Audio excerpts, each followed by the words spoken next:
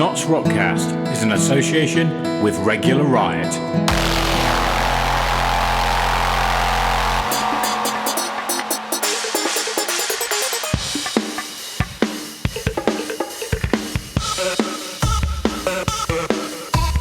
Welcome to NottsRockCast, the Notts Alternative Scene podcast.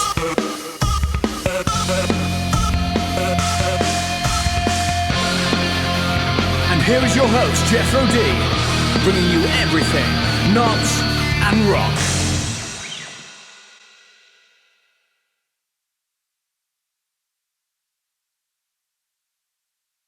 Well, welcome back, Notts Rockers, to NRC-041 over YouTube. Yes, today we have a returning guest, the guy who was on my first podcast, Mr. Dave Everitt from Red Rum. So, stick around and see how we progressed in a year. And also, don't forget to hit that subscribe button and ding that bell to be notified of more podcasts coming up. Right, welcome today. I'm in the ye old salutation Cromwell Snug, and today I have got Dave Everitt.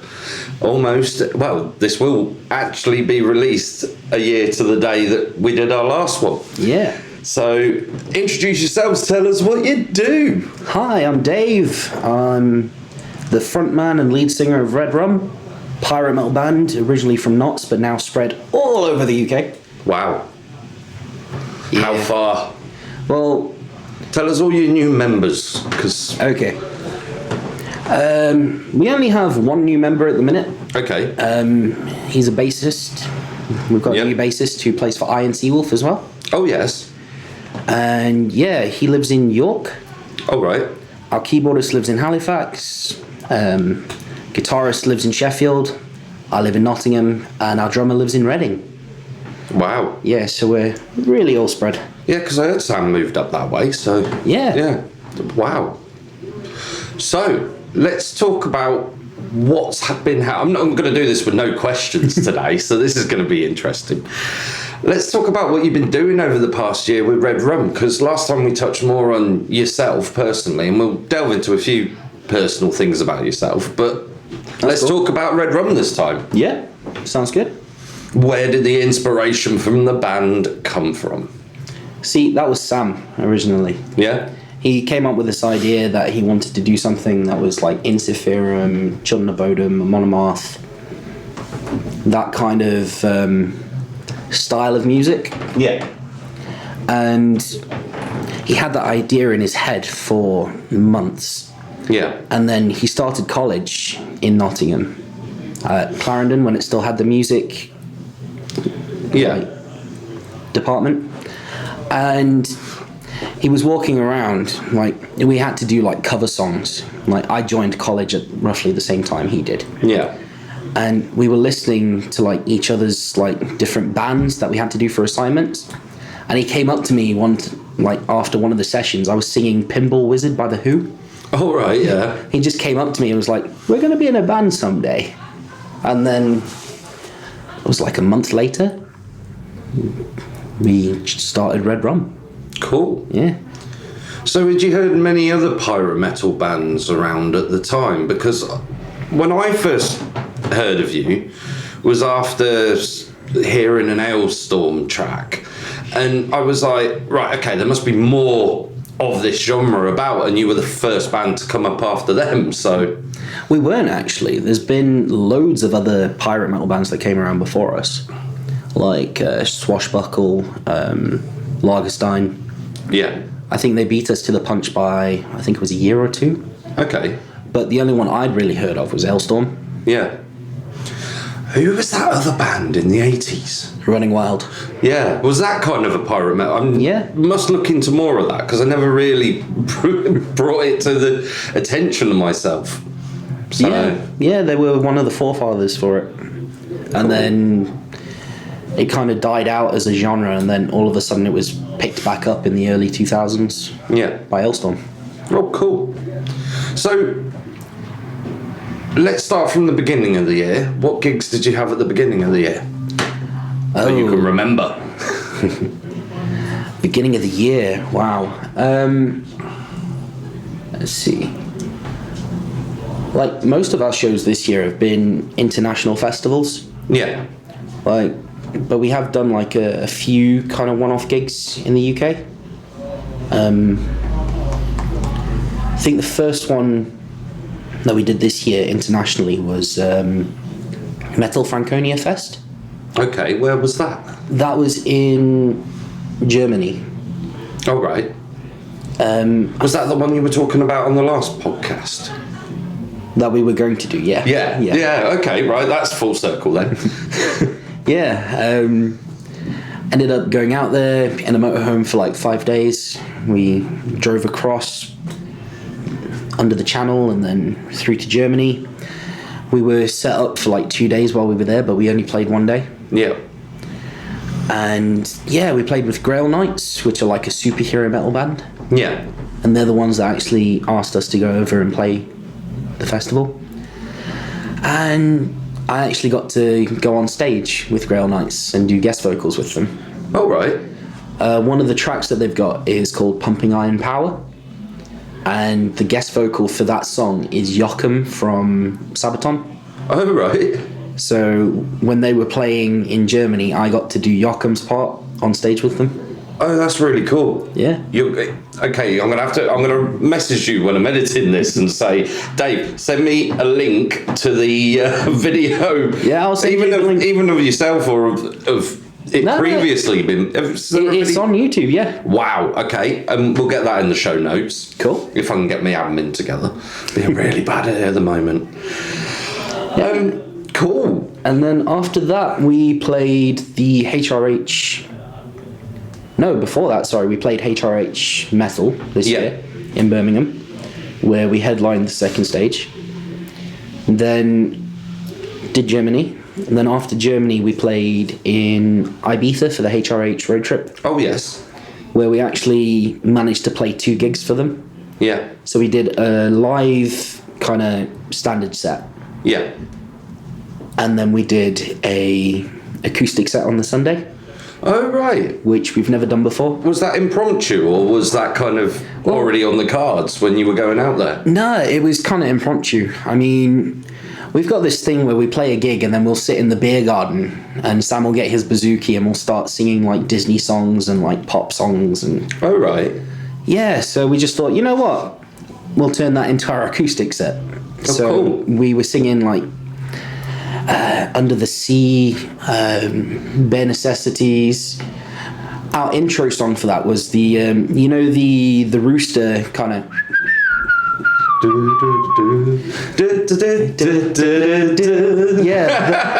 Robin Hood. Yeah, Robin Hood. That was our intro. Brilliant. And we just walked on stage to that and we had such a good time playing the acoustic set. Oh, amazing. Cool, because I've seen a lot of videos at that point and a lot of pictures and stuff. Because didn't Sam get involved with Witch Tripper? He did, yeah. He played tambourine for them. Tambourine for Witch Tripper? Yeah, they played the acoustic set as well. Oh, wow. Because their drummer couldn't get out to do the actual main set. Oh, right. So they did the acoustic and Sam was literally just there playing tambourine for them. Cool. Has he got rhythm? He has. He's a savant when it comes to music. Cool. I know he plays so many different... so many times I've tried to get Sam on this podcast and unfortunately it hasn't come to bear yet.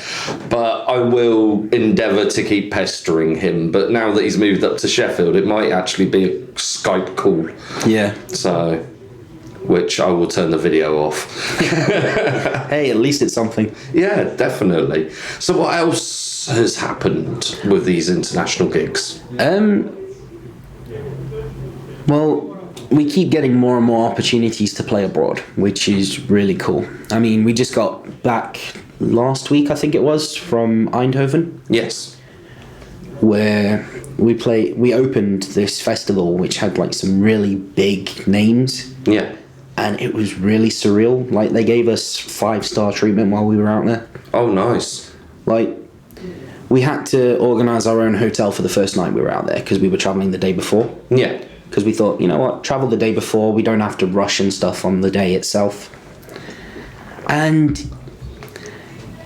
when we got to the venue, They gave us our passes and everything. They gave us this pack which had like an introduction to the festival and who to talk to, who to go to for tokens and stuff like that. Yeah. And they gave us unlimited beer. What? They gave us unlimited beer. They had these tokens where it was like 3 tokens for a litre of beer. Yeah. And they basically gave us like 20 each. Wow. What was the festival name? It's Das Oktober Metal Fest. Das October Metal Fest. Yeah. Wow, I like that name. It was really, really cool. And because of how the venue was situated, like there were 2 massive rooms. Yeah. Like the main stage was obviously huge. Yeah. The entire like capacity of the venue itself was 9,000 people. Oh, wow. Yeah, it was huge. So what was the crowd size like then? For us, because we played early, they had a bit of an issue getting people in. Oh, right. But we only played to about 100, maybe 200 people. But still, international, that's huge. I don't know if you know your scope to the international audience. Do you know what it is, or? No idea. No idea. Wow. Yeah. I'm sure it's on Facebook somewhere on the, the Insight kind of stats and stuff. Yeah. But I haven't checked it out. Fair play. I just like turning up to the gig and playing. Well, yeah, I would do too. Really must get a band together. Okay, so since I've asked about audiences, what's kind of your pool now within the UK, do you think?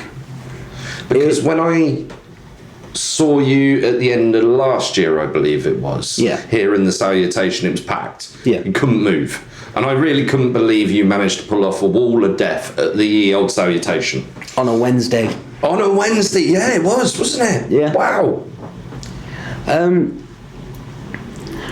Honestly, it varies depending on what size venue we're playing. Yeah.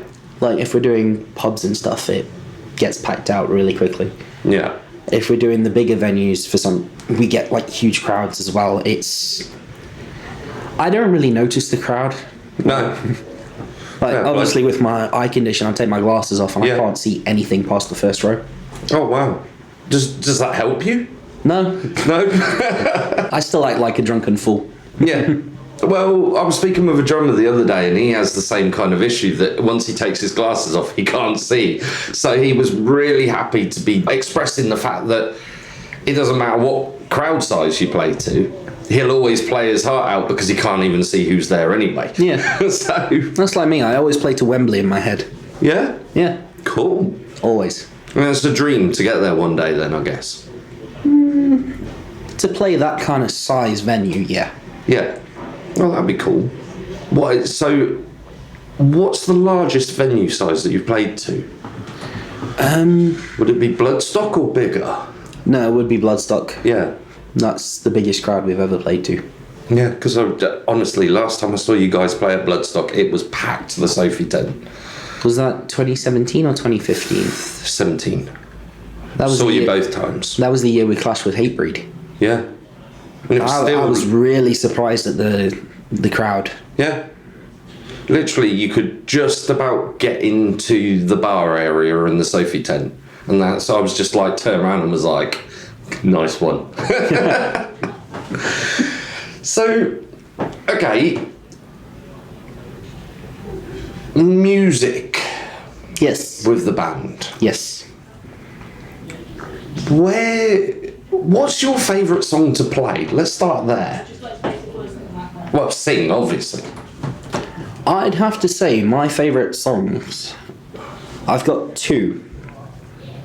Soon to be 4. Yeah? Because cool. we haven't released them yet.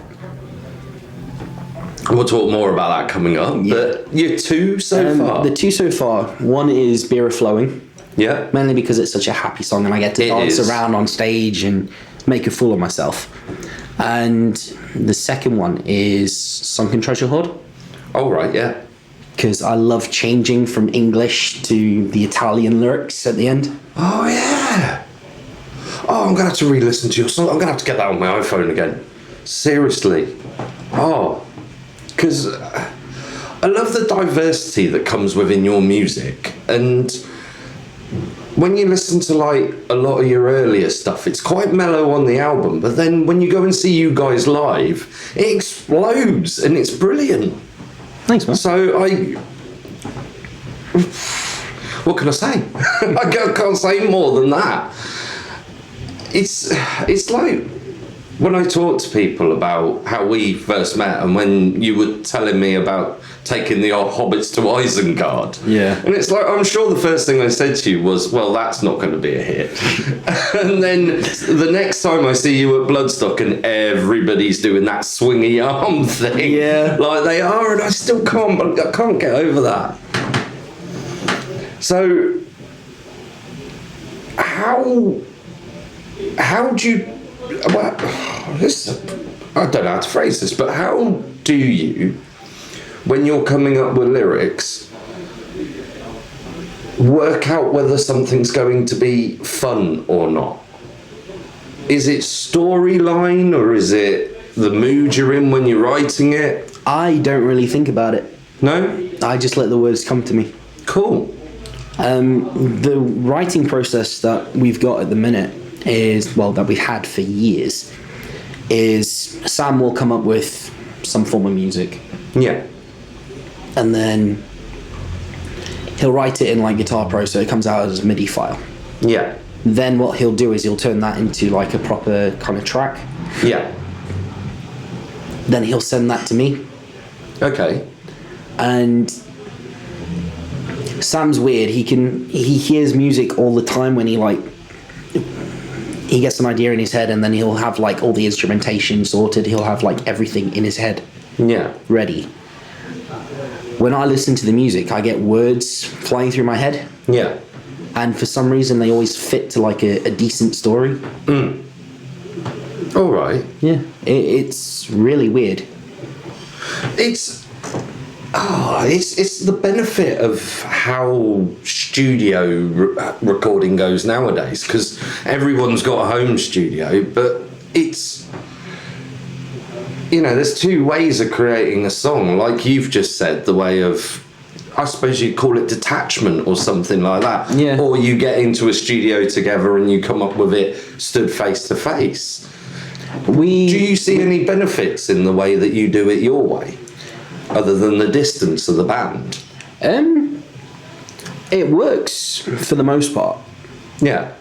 It depends if someone else has come up with an idea and they want to stick to the idea, and then I have to stick to their kind of story. Yeah. It makes it a lot harder, but I had to do that for the new stuff that's coming out at the end of the month. Oh, right. But we still made it work. Cool. Yeah. So, there's 100,000 questions I could ask you now. And I just want to kind of spread it out a bit. But had you been in a place where you'd done it the traditional songwriting way of a band in a room? Yes. In previous bands or in this band? No, in this band. Yeah. That's how we wrote Elixir of Death. Oh, right. Yeah, we were all... And Make Port, Drink Port. We were all sat around, like, in band practice, and Sam was teaching the rest of the band the new song. Yeah. And I was sat in the room writing the lyrics, and each time they messed up, they'd stop and go back. Yeah. And then they'd play through it again, and I'd stop my lyric writing. Yeah. And go back and make sure everything fit. All right. Yeah, we've had various different writing styles, but the one that we've found that seems to be 100% every time is Sam doing the music and then me writing the lyrics. Cool.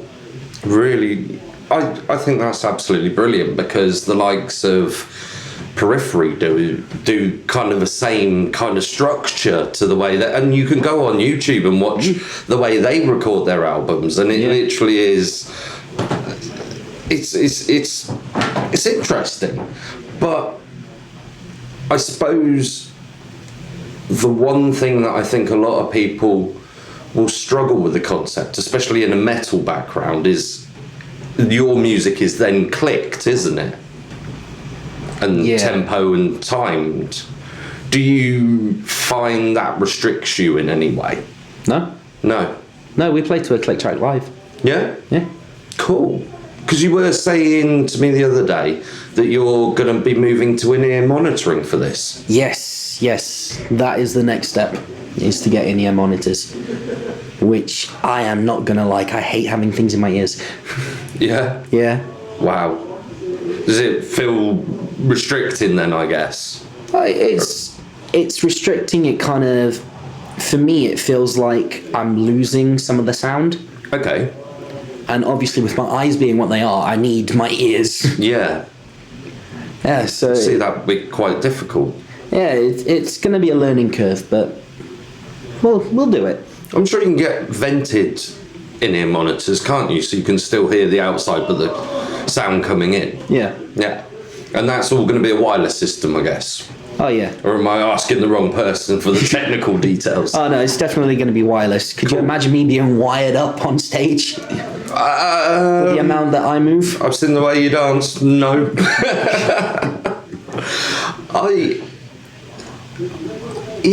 I like to hear that, and I like to hear from bands say it themselves about that, because especially coming from a recording side myself, the amount of times that I've said to bands about doing some recording, and I'm like, I need you to write me a tempo map, or I need a song map or something, the chords, the lyrics, the bars, the beats, and basically I need a map of where the song's going, because if they played the song the whole way through, and it's happened a few times, and something's not right, I can't tell, because I'm literally hearing the song for the first time, and they're like, oh, I screwed up on this part, didn't you hear it? I'm like, no, because I don't know what the song is. Yeah.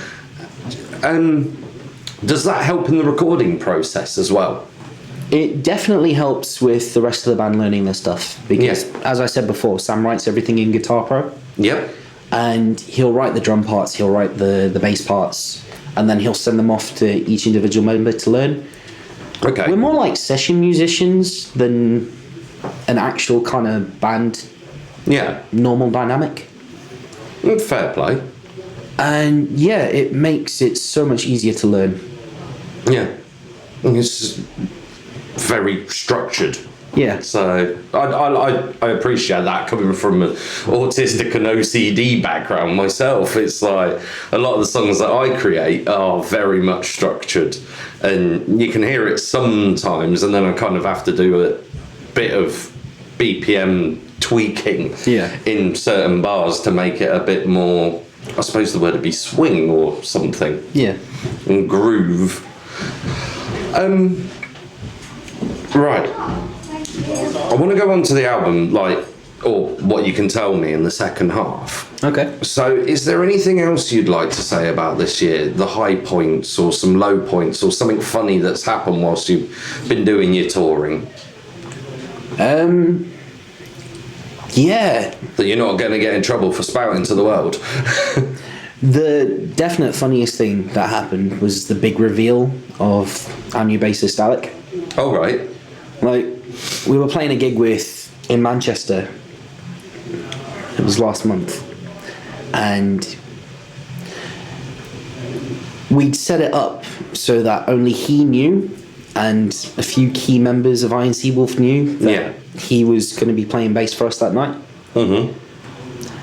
And we got it to the point where it was like, right, okay, so this new bassist, we don't know anything about him. We've never played with him before. Bearing in mind, we'd practiced with him the night before. Yeah.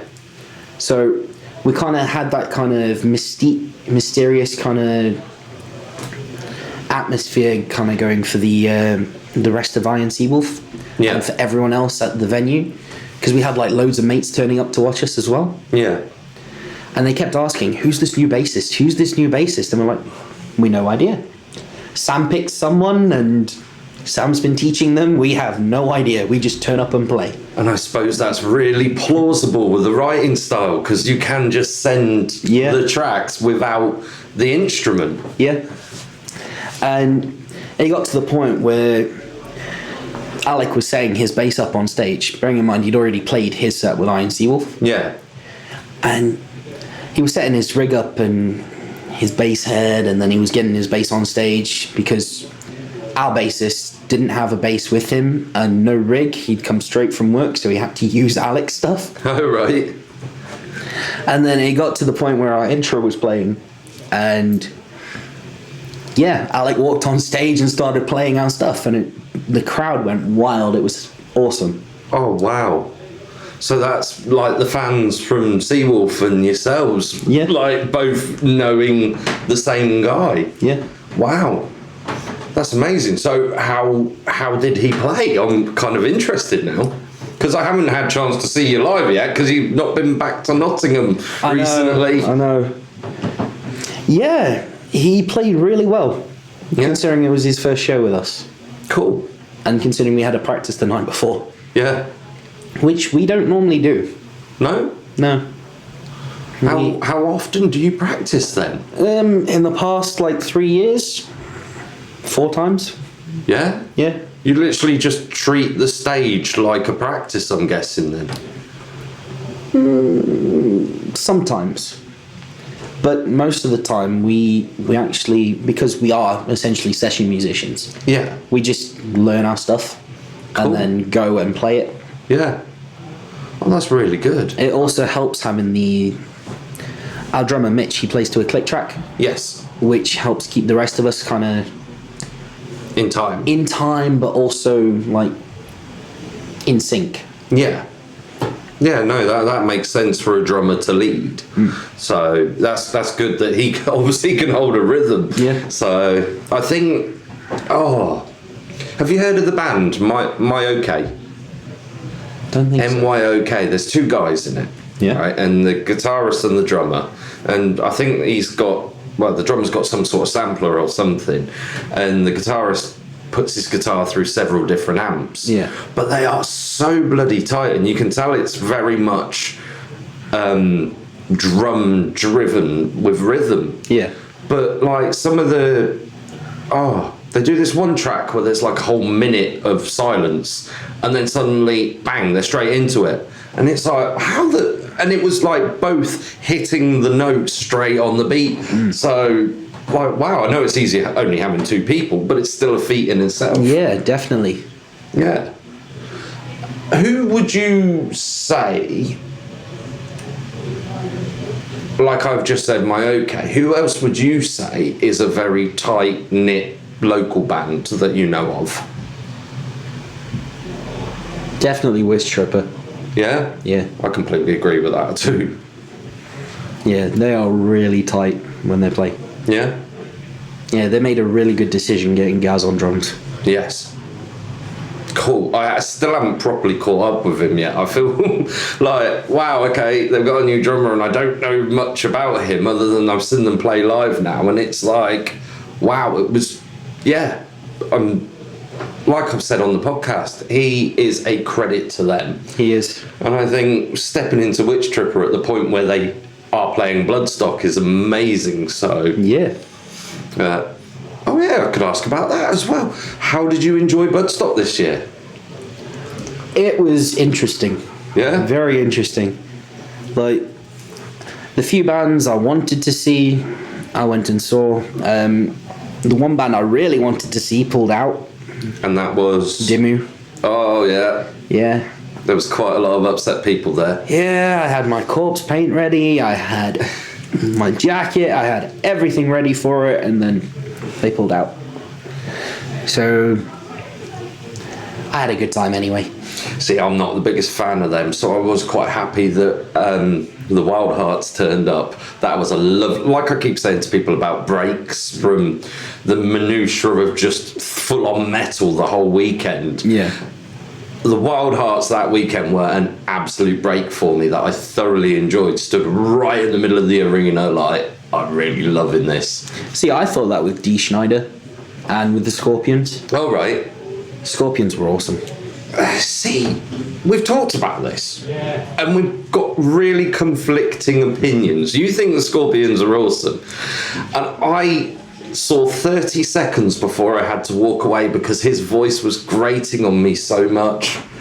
I thought the band was really good, but I was stood kind of right of the sound booth. Okay. But no, I just think, he wasn't giving it his all. He wasn't. And it certainly wasn't 10 people stood there. No. And that was a bit of a shame for me. But the rest of the weekend, just amazing. No, for me, I had to cross the Scorpions off my 80s bucket list. Yeah. Well, and you're glad that you did it. Oh, hell yeah. So, and Dee Schneider, I thought he was amazing. Honestly, he's so energetic for an old man. Yeah. I won't temper my language there. That was awesome. Yeah. So, was there anyone else did you get to, I remember we were both in front of the Pemphigoid stage. Yeah. What did you think to that? That was awesome. Like, the fact that they got a circle pit and they got people crowd surfing in the Jaeger tent, that was amazing. Did you hear the interview, the chat that I did at Macmillan Fest with them, and I asked them the question, what did you think when that first person went over the railings? Yeah. How would you have felt? Oh, that would have been awesome. Yeah. I think they're an absolute credit to this county. They are. And they're a lovely bunch of guys as well. Yeah. And literally looking around, when I think back to it and thinking back to the crowd, there were so many other Nottingham bands there supporting as well, which was amazing. Yeah. Because there was you guys there, I saw Witch Tripper there, Scarecrow were there, I think Widows had turned up, and wow. And so many other Nottingham people as well. Oh, 3 Years of Winter as well. Well, and if you think about it, it's literally what? Half an hour, 40 minutes down the road, car ride? Yeah. But it was more the fact that I think as bands in Nottingham, we all kind of stick together with each other, and I really do. I see that side of it anyway, which is nice. And I've heard it from several different bands this week alone that I've chatted to that have said, Nottingham is very much... There's not much aggro and competition from band to band. Would you say... a great sense of community. Yeah. And everyone's thinking and looking out for each other, which is nice. Yeah. So, and that's not just in the metal scene either. I mean... No? If you go into, say, the acoustic scene or the rock scene... Yeah. There is such a huge community kind of feeling. Yeah. Cool. Right, our drinks have run out. We're both actually not drinking alcohol today. And I only drink alcohol at gigs. You only drink alcohol at gigs? Yep. Is that to improve stage performance? No, I don't actually drink on stage. Oh, right. Okay. I don't drink on stage. I can't hit my death metal growls if I drink. It tightens my vocal cords. Fair enough. So I can hit the really high stuff, just not the stuff. Yeah. Cool. Right, we're going to take a 5-minute break and then we'll come back and let's see how much you can talk about your album. Will do. And yes, what a mighty fine album. But if you want to listen to music on NottsRockCast, you'll have to listen to it on a podcast player. Just a subtle reminder. Right, welcome back. We've gone and got ourselves another couple of orange juice and lemonade. Shock horror, the bar staff almost fainted when I asked for that. But I'm here again with Dave Everitt, the lead singer of Red Rum. And as I've said in the previous part, it is a year that we've spoken, because you were the first person to come on my podcast. I was. How did you feel about that? It was actually really cool to be asked to be the first one. Yeah. I think you were probably you were the first person I thought of. Yeah? Yeah. I was like, well, I don't know that many famous people, and now I'm inundated with it, which is really... It was like putting on John Spencer's clip on the birthday podcast last week. Fanboy me just goes, wow, I can't believe what I'm doing. So I've got to start taking this a bit more serious. Yeah. So let's talk about the podcast a little bit, because I know you listen to quite a bit of it. What's been your highlights of what you've listened to? That is a really difficult question. Yeah? Wow. This is why I write questions down. Yeah. I've listened to I think the best one I listened to, the one that was like really cool, was the one that Jay did. Oh, right. Really enjoyed that. That actually was the first time I'd sat in this room and done it. Yeah. So I've upgraded my equipment like several times since. But that was the first time I'd actually sat somewhere that was not acoustically treated, so you can definitely tell between the ones I've done in my studio and here. Yeah. So, but I thoroughly enjoyed speaking with him, and I'm going to speak with him again at some point. So, because I know there's a lot of stuff coming up in the salutation that people probably don't know. Yeah. Yeah, thoroughly enjoyed that one. So, the bands, have you heard any music on the podcast that has caught your attention from bands you possibly don't know? I honestly have no idea. No? Fair enough. No, that's cool. I just listen, and if I like it, I'll put the podcast on repeat and then find the band on Spotify or YouTube or whatever media platform they're on. But the rest of the time, I just listen. Yeah. Oh, that's cool, and that's kind of what I wanted. When's the times that you do listen? What kind of setting, I suppose? It's mainly on the days when I can't actually watch anything, if that makes sense. Yeah, that kind of makes sense. Like when I have like really bad vision days, I've got your podcast's kind of website saved on my phone. Oh, right. And it's really simple for me to get to it on my phone. Yeah. So it's literally just one click away. Oh, that's good. And yeah, it makes it a lot easier for me when I'm having really bad vision days. That is a really nice thing to hear, to be honest. I think that's cool. Like I said on last week's podcast, there's been over 5,000 listens now. Yeah. And I am stunned, I'm shocked, and I do want to try this year to talk to people and find out where they listen to it and try and give some inspiration, because sometimes I feel like people probably don't really understand what a podcast is, and other than me explaining that I sit at work making cables listening to podcasts is probably about the only bit of feedback input to it. Yeah. So I kind of worry that people feel they actually have to sit down and listen to it. I envision myself being played while someone's in the kitchen cooking or, chopping up veg. Oh, Phil Core said he did that. Yeah. So, yeah, I'm shocked. Really am. So, okay. Moving back to yourself, I know you've had a few things happen this year. Did you want to talk about that or not? Because I can cut this bit. Yeah, I don't mind talking about it. Yeah? Yeah. So, because you talked last time about your visual impairment. Yeah. What's happened since? I went for an eye operation, and I'm going to go into really gruesome detail now. That's absolutely fine. Let's get people on the edge of their seat. It is explicit.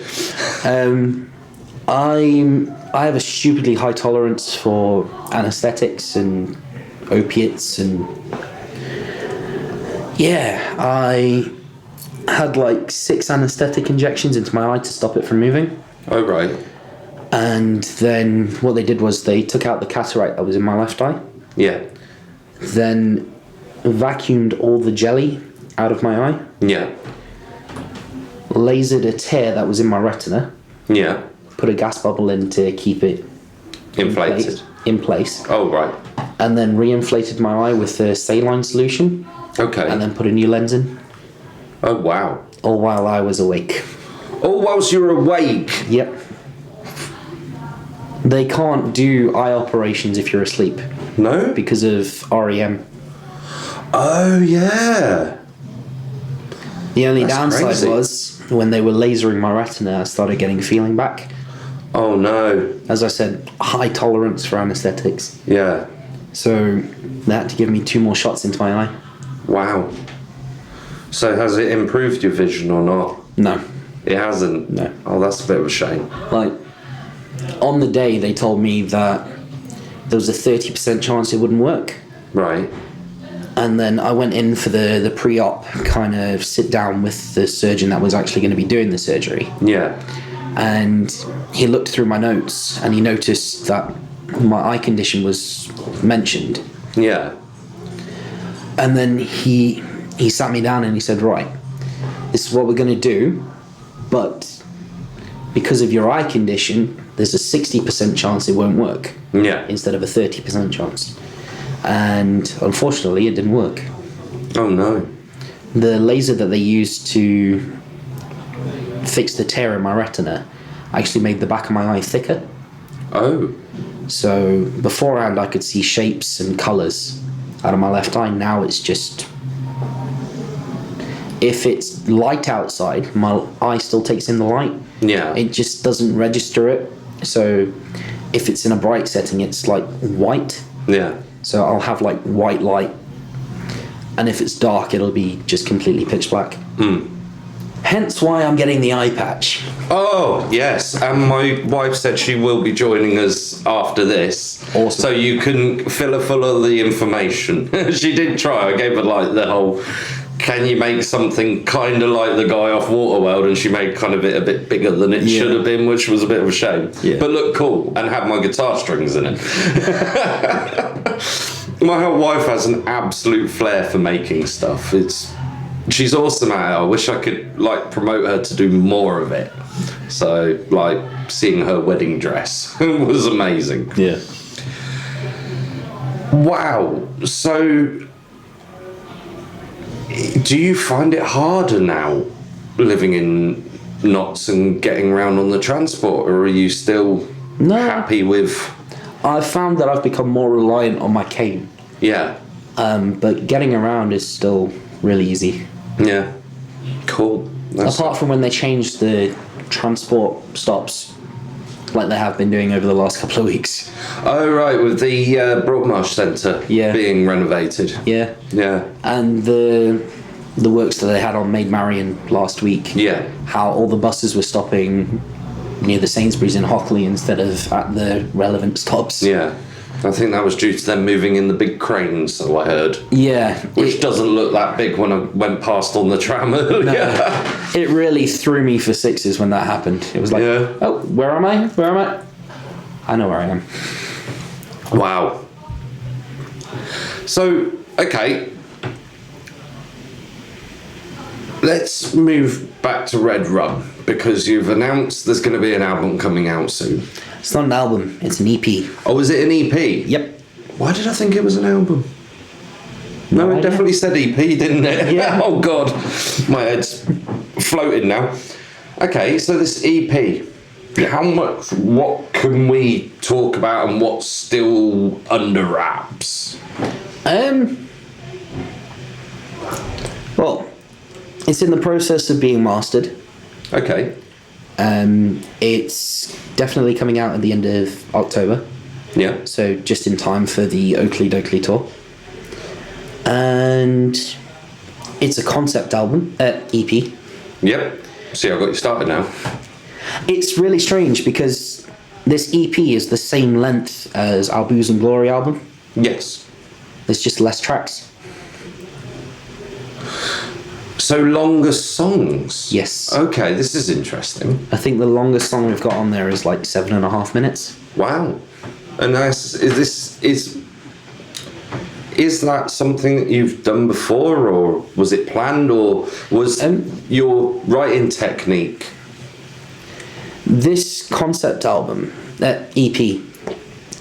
That's fine. EP. This concept EP was actually, the story itself was written by our drummer. Oh, right. Like, he came up with this amazing story. Yeah. And Sam wrote the music, and then I had to kind of fit the lyrics to the story. Yeah. Which means I couldn't do my normal writing style. Okay. Because whenever Sam sends me music, I get words flying in my head. Yeah. The words I was getting in my head were different to the story, so I had to kind of go back on myself, rewrite, go back on myself, change and rewrite. Yeah. That's why it's taken so long. Yeah? Yeah. How long has it been since the release? Since Booze and Glory? Yeah. That was released in 2015. Wow. Okay. Yeah. Yeah. Wow. Yeah, it's been a long time coming. However, we are in works.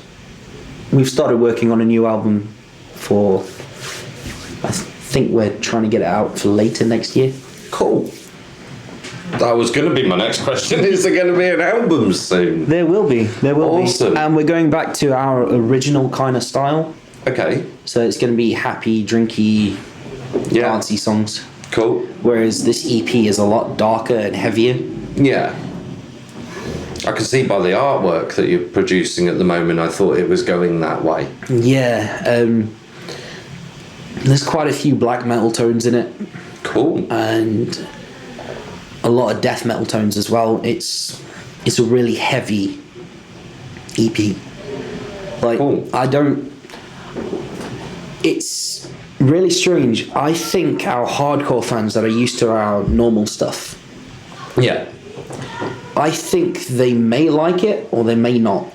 Okay, so like Marmite then? Yeah. Yeah. Cool. Yeah. It's going to be interesting to see.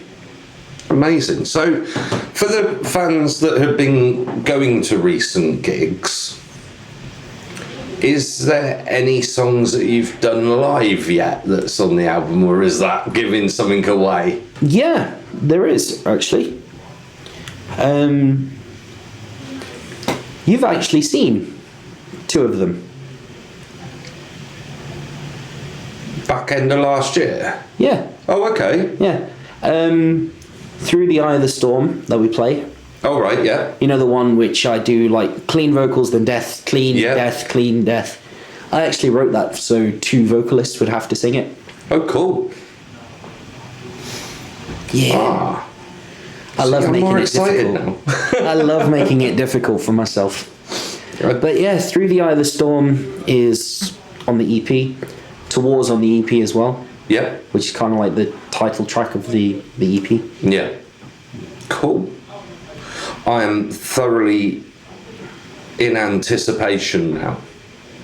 Do you remember? Do you know what I forgot to ask you to do today? What? Bring me another bloody t-shirt. I keep forgetting about that. I can't even wear the vest that original t-shirt was made out of.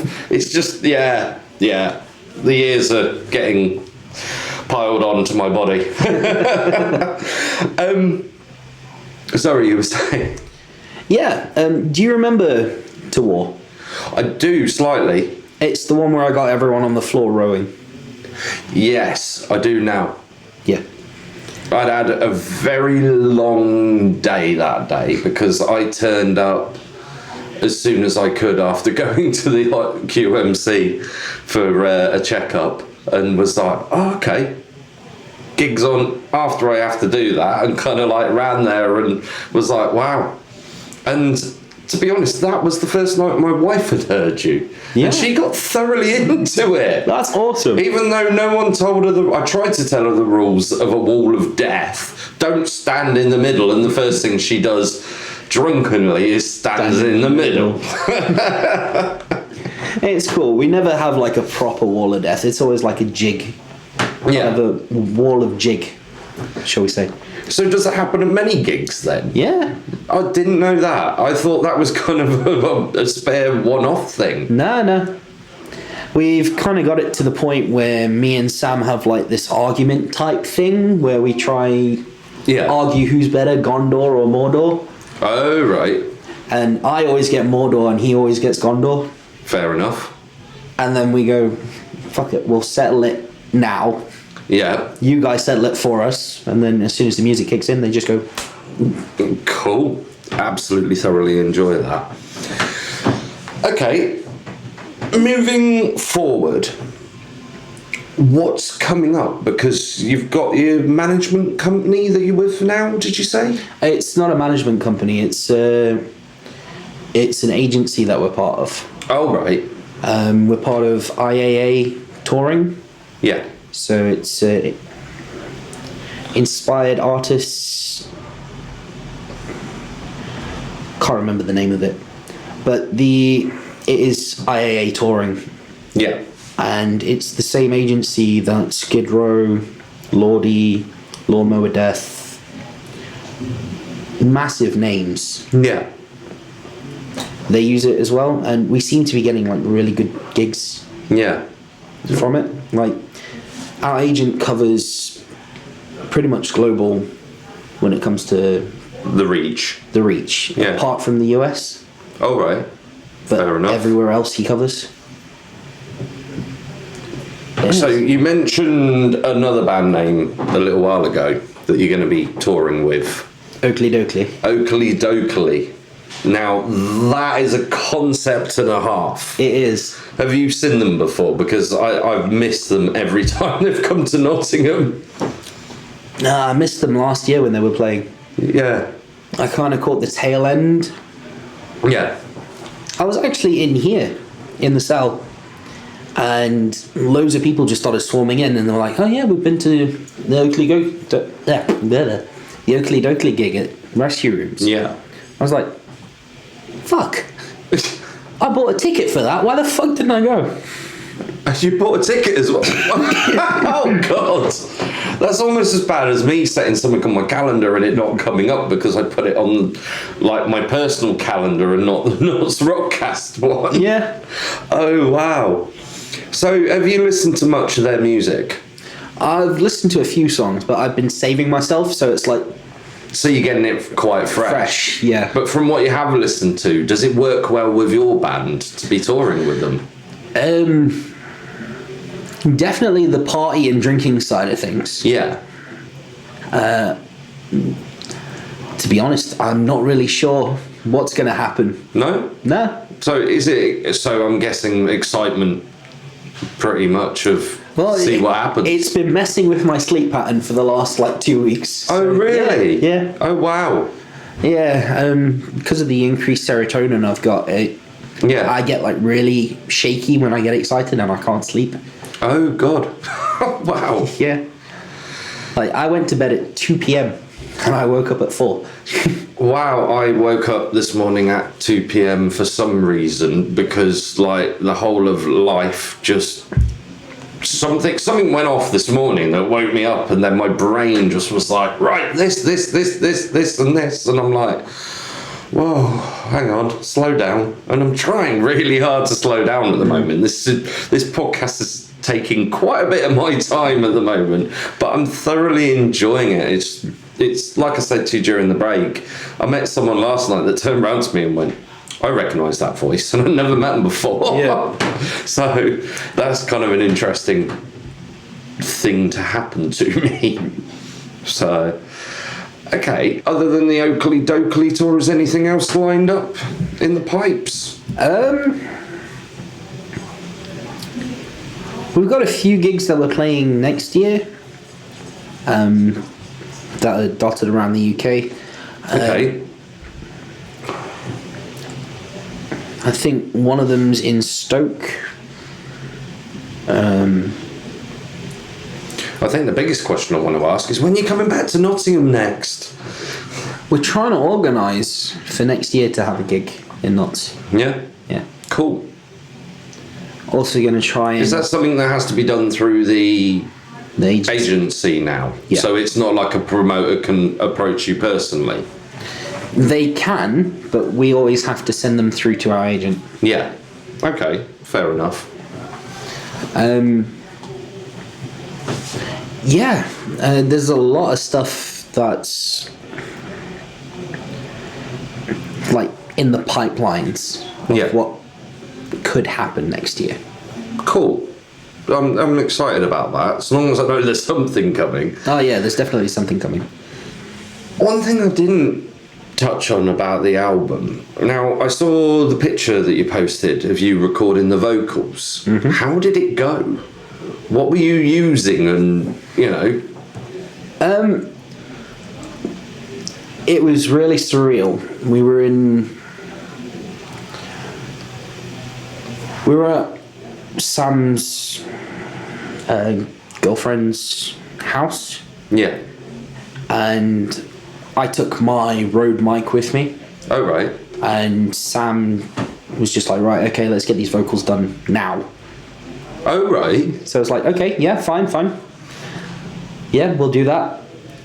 And then because of all the background noise and stuff, the vocals were terrible, so we ended up re-recording them at mine, Okay. because I've got a little vocal booth kind of set up. Yeah. And Is it called a closet? no, it's not. I actually like changed part of my bedroom, so I've got like a massive bedroom. Yeah. One half, literally like, I think it's like 2/3 of it is the actual bedroom side of things, and then the other third is my vocal booth. Yeah. Oh, cool. Because as you've seen, my studio's got that ISO booth. Yeah. I'm still trying to put a full proper door on it because I've kept my cabs in there and foamed it all up, but really just, the door's going on there soon. I almost had an internal door the other day and then they sold it to someone else. Oh. I know. I don't want to pay for a brand new one because I'm going to rip it apart and fill it full of foam. So it's like, I'd rather buy something second hand. And as most people know about me, I'm very much a recycler. I love recycling stuff, especially buying second hand gear. Like, I could buy new gear, which I have done, and I have done quite recently, but I love just making something out of something old. Yeah. So, Well, I love a good deal when it comes to second-hand stuff. yeah. Like, as I was talking to you earlier. Oh yes, talk about that. Yeah, the disc printer that I bought was like, originally it was £6,000, Yeah. and the only reason they were selling it cheap was because it was missing an ink cartridge, Oh right. and it went from £6,000 down to 150. Wow. And that's for printing CDs, isn't it? Yep, like proper thermal printing Yeah. and burning. Cool. Is that going to be for your own stuff? Is it going to be for other people's stuff? For the time being, it's going to be for our stuff. Cool. But I might branch out into other local bands Yeah. once I've got the full setup up and running. And once you know it works, sort of thing. Yeah. So bands could approach you at a later stage and say, Dave, we've recorded our album. Can you do us the CDs to be selling? Yeah. See, I believe in CDs, really do. But I've said it over and over recently in the podcasts after this. You could hear a lot of it. But I own a lot of CDs, but I don't own a CD player at the moment. I really must go and buy one. And yeah, really must. What's your favourite format of music? That's something I've never asked you, even when we've been out in the town. Ooh. Do you mean like... Cassette, CD, tape, mini disc? Oh, my favourite is definitely CD. Yeah? Yeah. Okay. But vinyl always has like a kind of special place, but CD's definitely my favourite. Yeah. Like, I remember when I was a kid, we had this massive rack of CDs, and there were loads of CDs that were my parents, and then loads of CDs that were bought by my parents for me and my brother. Yeah. And then there were like loads of other CDs mixed into it, like different genres. There was like Disney CDs, there was rock, there was pop, there was metal, there was all sorts. Yeah. There was even some 90s rap in there. Yeah? Yeah. Cool. I've got, to be honest, I've got some 90s rap in my collection.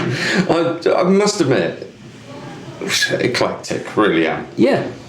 It's the best way to be with music. Like, I've never understood why people get so bogged down into one genre Yeah. when there's just such a variety out there. Exactly. I'm very much the same, and I've spoke about it a few times, but I've said quite recently, and it's something that I'm going to keep bringing up and asking people's opinion. But do you think people get stuck to a certain genre because they feel like they're going to be outcast if they listen to something else? I think that is definitely the case, especially nowadays. Yeah. Because one friend says, oh, that band's shit, so they necessarily... They automatically turn around and have to say it's shit because someone else has said it's shit. Even if they probably like it and they're a secret lemonade drinker. Yeah. Like Nickelback. All right. I like Nickelback. Fair play. Yeah. I like some of their songs. I can't say I lean towards putting them on, but when I'm in the mood for one of their songs, I probably would put it on. It was an end song. I can't remember what it's called now. Something Gone. Good Times Gone? Can't remember. It was a really big ballady type song, but it was completely different from their staple of what came out on the popular scene. Yeah. Like, one of my favourite songs by them is This Afternoon. Oh, yeah. It's literally a song about getting stoned and drunk. Fair play. And it's so awesome to just, like, put on while you're just walking. Yeah. It's got such a nice kind of mellow kind of rhythm, and the lyrics are fucking hilarious. Cool. I'm going to have to revisit that. Really am now. I got in the shop the other day, the greatest hits of CCR.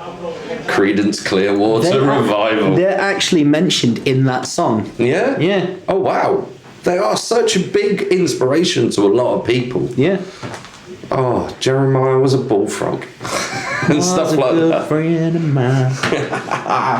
Oh, I'm going to have to get that on my iPhone. Oh, I reset it the other day, so I took all the music came off it. Yes. How many hours? How many hours? I don't know. Lots of hours. But yeah, the music's going to have to go back on. I'm going to have to make some tough decisions of what's going to go on it, because I didn't buy the biggest storage capacity iPhone because I was like, I'm only really going to be listening to podcasts on it at the moment, and was hoping to do more of taking my MacBook everywhere with me. As you've seen today, my setup literally is an army bag on my back, and I've managed to pull out a full recording studio. Well, 2-channel recording studio. So, right. Has your opinion changed on what makes the Notts alternative scene great? You know what? It hasn't. It's actually enforced it over the last year. Right, I am going to bring this to a close, but I would like you to have the last word if there's anything you'd like to say. Yeah, I mentioned the cover song that we've started doing. Oh my god, how did I forget that? We were talking about that before we started. Go on, tell me about it. So we've come up with this cover, and it's more like a parody song than it is a cover. Okay. And a lot of the lyrics have been changed to pirate, nautical themed kind of things. Oh, right. And there's a lot of drinking involved. And it's actually a new metal song. Okay, now I'm really interested. You did say you've been playing it on the road, haven't you? So yeah, we've played it at 2 gigs now. Like, we did the first kind of showing of it, like the big reveal in Manchester. Okay. And then we played it in Eindhoven. Oh, right. And we got a rowing pit to Eindhoven, which was amazing. Oh, cool. Yeah. We had that in Manchester as well. We get a lot of rowing pits. Yeah. But the song is called Rowing. Yeah. And it's a cover of Limp Bizkit's Rolling. Oh my god, what? Yeah. Okay, interested. So you've covered Rolling by Limp Bizkit and changed it to Nautical Rowing. Yep. So instead of keep rolling, rolling, rolling, it's keep rowing, rowing, rowing, rowing. Oh, which one of you came up with that idea? Our old bassist, Danny. Oh, did he? Yeah. Oh, wow. He's actually in charge of all our merch now. So oh, he is? He's still part of the band? Part of the band, but he's not playing with us anymore. Oh, that's a shame. But it's good to hear that you're still working together. Yeah. That's amazing. So is there any other covers kind of you're thinking about? No, not at the minute. We're going to have that one play its course. Yeah. Hopefully become the new Hobbits. Yeah? Are you sick of that song yet? I've been sick of that song for years, but it's still fun to play. Absolutely. It's fun to watch and enjoy and sing along. Cool. Anything else we should cover? I think. No, I think that's it, man. Cool. Right, until next year, I think. Yeah. Hopefully I'll be able to get the rest of the band with me next year. Yes, well, as I say, and we keep saying this, let's sort that out. Yes. And let's get us all talking together. And I'd like to ask them some more questions and technical questions. Yeah, because their background for music it's completely different to my background. I mean, I'm obviously more the Italian kind of pop, rock, 80s kind of background. Sam has got more of a metal background. Yeah. Where he's been listening to Slayer and all sorts. Yeah, we all vary. Our own music taste is completely varied to what we play. Yeah. Like, I don't think any of us actually listen to pirate metal. Oh, that's brilliant. Wow. Right, anyway, we will definitely chat with the rest of the band as soon as possible. Hell yeah. And thank you very much for this evening. Anytime, And bro. I will probably catch you soon.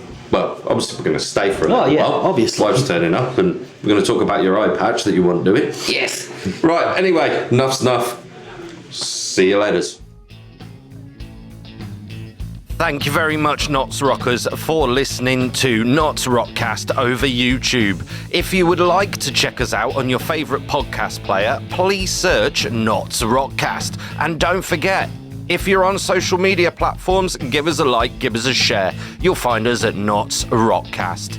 Anyway, till next time, keep it Notts, keep it rocks. NottsRockCast is an association with Regular Riot.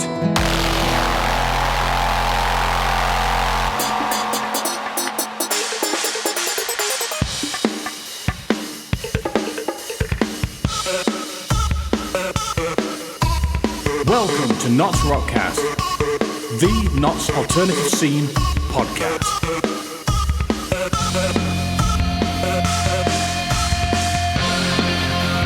And here is your host, Jethro D, bringing you everything Notts and rock.